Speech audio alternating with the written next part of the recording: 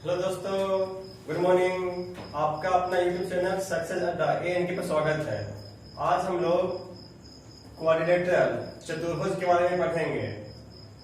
Quadrilateral चतुर्भुज, चतुर्भुज किसको बोलेंगे? नाम क्या है? चतुर्भुज। जिस तरह त्रिभुज था, तीन भुजा, चतुर्भुज में चार भुजा, तो चतुर्भुज क्वाड्रिलेटरल। वैसा ज्यामितीय आकृति जिसमें चार भुजा हो, चार साइड्स हो, वही क्या होगा? हमारा चतुर्भुज होगा। तो देखिए, एक चतुर्भुज ले लेते हैं ABC और D। इसमें चार साइड हो गया। हमारा क्या हो जाएगा? साइड AB, BC, CD और AD क्या है? चार साइड हो गया आपका। क्वाड्रिलेटरल में क्या हो गया? चार भुजा। उसी पर अगर वर्टेक्स पूछेगा तो ABCD, इसका भी चार seals. Seals means vertex. Vertex angle भी चार हो जाएगा। चार भुजा, चार सील्स और चार कोण। कोण A, कोण B, कोण C और कोण D। एंगल, एंगल मींस कोण। चार भुजा, चार सील्स और चार कोण, वही हमारा क्या होगा? क्वाड्रिलेटरल। क्वाड्रिलेटरल का बहुत सारा टाइप्स है। इसको देखिए, types of quadrilateral: square, rectangle, parallelogram, rhombus, trapezium और काइट। काइट का क्वेश्चन आता है। हमारा यूट्यूब पे पहले का वीडियो में वर्ग और आयत पे चर्चा किया हुआ है, उसका आप देख लेंगे। मेंसुरेशन 2D आप सर्च कीजिएगा ANK पे, तो आपको स्क्वायर रेक्टेंगल का उसमें हम लोग चर्चा कर चुके हैं, जिसको अभी नहीं देखेंगे। यहाँ शुरू करते हैं। पैरेललोग्राम, समांतर चतुर्भुज। समांतर चतुर्भुज किसको बोलेंगे? जो 3 नंबर में है पैरेललोग्राम, समांतर चतुर्भुज। समांतर चतुर्भुज, इसे हम चर्चा करते हैं। समांतर चतुर्भुज क्या होता है? पैरेललोग्राम क्या होता है? समांतर चतुर्भुज यह आयत की तरह होगा। आप देखिए, फिगर देखिए, यह क्या है? पैरेललोग्राम, समांतर चतुर्भुज। इसका नाम है ABCD। इसका नाम ले लीजिए। इसका जो साइड है वह क्या होगा? पैरेलल होगा। इसका पैरेलल ये होगा, इसका पैरेलल ये होगा। तो साइड होगा एक दूसरा का आमने सामने, क्या होगा? पैरेलल हो जाएगा। ऑपोजिट एंगल इक्वल हो जाएगा। कोण A इक्वल टू कोण C। जो ऑपोजिट एंगल है वो क्या होगा? Same. Parallel AB parallel DC का, AD पैरेलल BC का। जो साइड जो है वो क्या हो जाएगा? पैरेलल हो जाएगा। ऑपोजिट एंगल जो है, कोण A इक्वल टू कोण C, कोण B इक्वल टू कोण D। हमारा जो ऑपोजिट एंगल है वह क्या होगा? इक्वल हो जाएगा। इसका देखिए, लेंथ भी सेम होगा। जो पैरेलल के साथ साथ क्या होगा? लेंथ सेम होगा। बस जो रेक्टेंगल है हमारा, उसमें जो एंगल है वह 90 का बन रहा था। इसमें जो एंगल होगा वह 90 नहीं होगा। जो एंगल बनेगा वह 90 डिग्री का नहीं बनेगा। इसका लेंथ L है, इसका लेंथ B है। तो सर परिमाप बनेगा आपका, परिमाप। परिमाप हो जाएगा, क्या हो जाएगा? सब साइड को जोड़ देंगे तो पैरेलल के साथ साथ इक्वल भी है, तो इसका परिमाप हो जाएगा 2 × L प्लस B। इसका जो पेरीमीटर है, परिमाप है 2 × L प्लस B। अब देखिए, अगर यहां से हम विकर्ण करते हैं, डायगोनल करते हैं, तो समांतर चतुर्भुज में जो डायगोनल है, विकर्ण है, वह एक दूसरे को समद्विभाजित करता है। जैसे A और C डायगोनल है, B और D डायगोनल है, AC BD क्या है? विकर्ण है, डायगोनल है, एक दूसरे को समद्विभाजित करेगा। मान लीजिए इसका हम यहाँ नाम O लिख देते हैं। यहाँ पे O लिख दिए, OB और OD सेम है, AO और OC सेम है। यह विकर्ण काट रहा है, समद्विभाजित कर रहा है। अगर एक पूरा विकर्ण को हम मान लीजिए 24, तो 12 प्लस 12, इसको अगर 16 मानते हैं, इस विकर्ण को वो ये समद्विभाजित कर रहा है। 16 तो 8 और 8 हो जाएगा। इसको आपको समझना है। अब क्षेत्रफल देखिए, क्षेत्रफल के लिए क्या चाहिए? हमको हाइट चाहिए। हाइट क्या होता है? परपेंडिकुलर डिस्टेंस, दोनों पैरेलल लाइन के बीच में जो परपेंडिकुलर डिस्टेंस होगा, शॉर्टेस्ट हाइट होगा, वो वही हो जाएगा आपके क्षेत्रफल में मल्टीप्लाई B × H। आपका आधार हो गया, बेस हो गया। जो L है वह B है, आधार, और क्या हो गया आपका? हाइट। तो क्षेत्रफल हो जाएगा B × H। याद रखना है, इसका जो एंगल है वह 90 डिग्री पे नहीं होता है। टोटल एंगल ऐड करिएगा 360 आना चाहिए। अपोजिट एंगल इक्वल होता है। इतना बात याद रखेंगे। अब अगला देखिए, रोम्बस है, समचतुर्भुज। समचतुर्भुज क्या होता है? यह आयत से बन रहा था, समचतुर्भुज क्या होगा? बनेगा वर्ग से बनेगा। नंबर 4 वर्ग से, इसमें सभी साइड क्या होंगे? इक्वल हो जाएंगे। इसका भी लेंथ ए, इसका भी हो जाएगा ए, इसका भी हो जाएगा ए, इसका भी हो जाएगा ए। इसका विकर्ण देखिए, इसका नाम ए बी सी डी। इसमें क्या खास बात है? जिस तरह वर्ग में समकोण समद्विभाजित कर रहा था, उसी प्रकार यहाँ भी समकोण समद्विभाजित करेगा। समकोण समद्विभाजित, यहाँ पे क्या हो जाएगा? 90 डिग्री का एंगल बनेगा। क्या हो जाएगा? 90 डिग्री का एंगल बनेगा। मतलब समकोण समद्विभाजित करते हैं। यहाँ एक राइट एंगल ट्रायंगल बन रहा है, और जितना ट्रायंगल बन रहा है, जैसे ट्रायंगल 1 है, ट्रायंगल 2 है, ट्रायंगल 3 है, ट्रायंगल 4 है, यहाँ भी 4 ट्रायंगल 1 2 3 4। चारों ट्रायंगल जो है उसके एरिया क्या हो जाएगा? सबका अगर एक एक ट्रायंगल का हम एरिया निकालेंगे तो सबका एरिया क्या हो जाएगा? सेम हो जाएगा। इसका परिमाप क्या हो जाएगा? तो समांतर चतुर्भुज समचतुर्भुज है, उसके परिमाप क्या होगा? यहाँ लेंथ, यहाँ सेम सेम था, बी बी है, 2 इंटू ए प्लस बी, यहाँ सब सेम है, तो 4 इंटू भुजा। भुजा को हम ए मान रहे हैं, 4 इंटू भुजा। जो वर्ग का परिमाप होगा वही समचतुर्भुज का परिमाप होगा। क्यों? क्योंकि साइड भुजा क्या होते हैं? इक्वल होते हैं, बराबर होते हैं। क्षेत्रफल निकलेगा इसका, तो 1/2 d1 इंटू d2। विकर्णों के गुणनफल को क्या करेंगे? आधा कर देंगे, तो आपका क्षेत्रफल निकल जाएगा। इसको प्रूफ भी कर सकते हैं, जैसे ए और सी विकर्ण मानेंगे।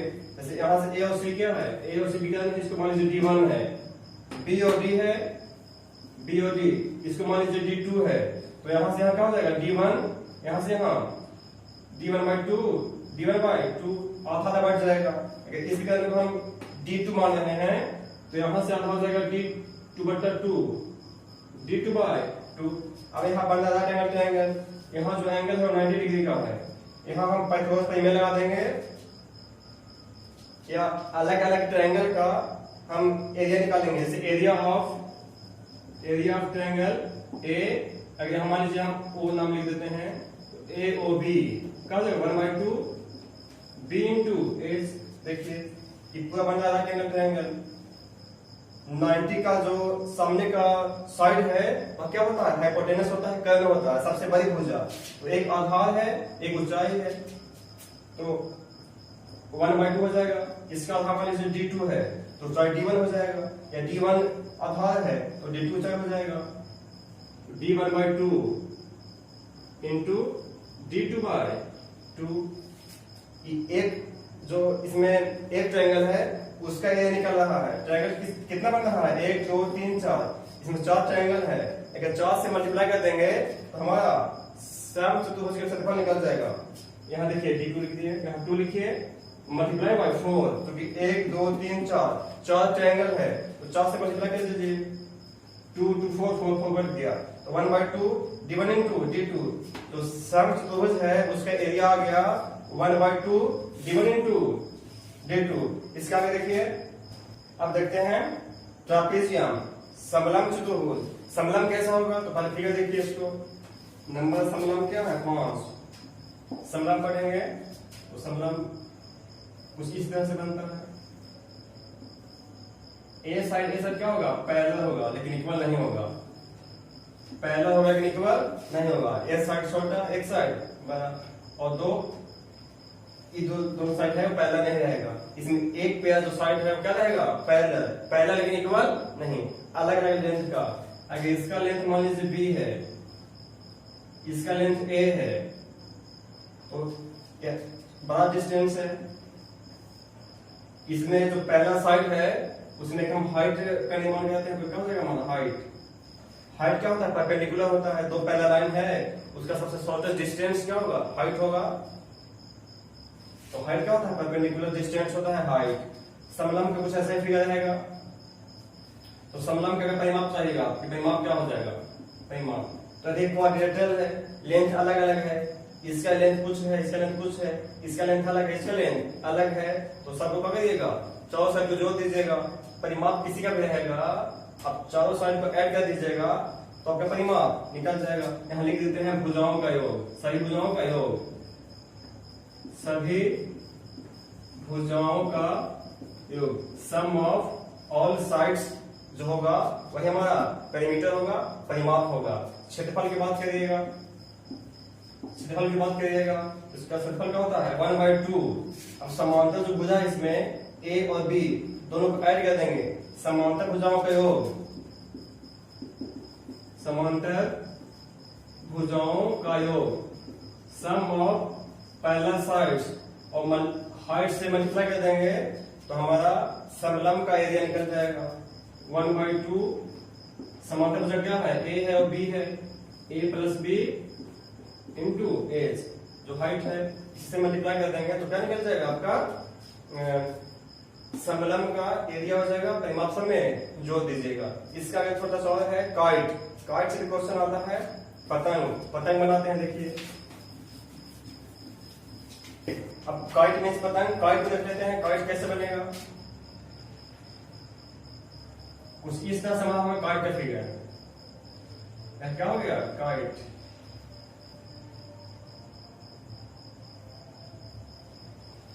ए बी सी और परपेंडिकुलर होगा। जो इसका डायगोनल है, विकर्ण है, वो परपेंडिकुलर होगा।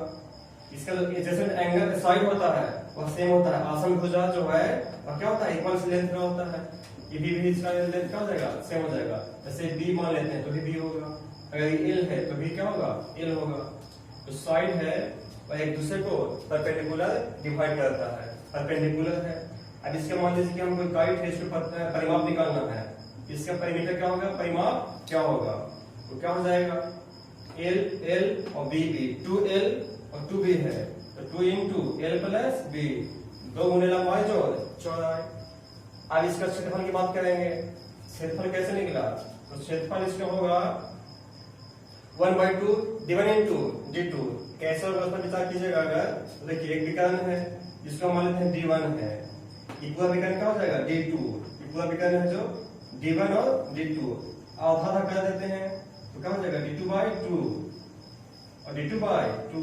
एक ट्रायंगल यहाँ है, एक ट्रायंगल यहाँ है, दो ट्रायंगल बना रहा है, दो ट्रायंगल है। अब देखिए ये परपेंडिकुलर हाइट है, क्योंकि इस विकर्ण पर यह परपेंडिकुलर है, परपेंडिकुलर तो हाइट हो जाएगा, ये पूरा ट्रायंगल का ये हाइट हो जाएगा। और यहाँ से यहाँ पूरा जो है d1 वो हमारा बेस का काम करेगा, आधार का काम करेगा। तो अगर त्रिभुज ए बी डी का क्षेत्रफल निकालेगा, त्रिभुज ए बी डी का क्षेत्रफल एरिया 1/2 आधार गुनी ऊंचाई, तो पूरा डी से लेकर बी तक आधार हो जाएगा d1 और हमारा जो ऊपर का ऊंचाई है वो d2/2। सेम ट्रायंगल नीचे ही बनेगा, एक और ट्रायंगल है। अगर पूरा हम जो हमारा काइट है ए बी सी और डी का क्षेत्रफल चाहेंगे तो इसी में 2 से मल्टीप्लाई कर देंगे, 1/2 d1 d2/2 इंटू 2 से मल्टीप्लाई कर देंगे, 2 से 2 हमारा क्या हो जाएगा कैंसिल, तो इसका जो आंसर हो जाएगा 1/2 d1 इंटू d2। तो काइट के परिमाप 2 इंटू एल प्लस बी, क्षेत्रफल 1/2 d1 इंटू d2। आज हम लोग क्लास में पढ़ रहे थे क्वाड्रिलेटरल मिस्टर चतुर्भुज, 4 साइड 4 वर्टेक्स 4 एंगल। चतुर्भुज में क्या होगा, सभी आंतरिक कोणों का योग कितना होगा 360 डिग्री।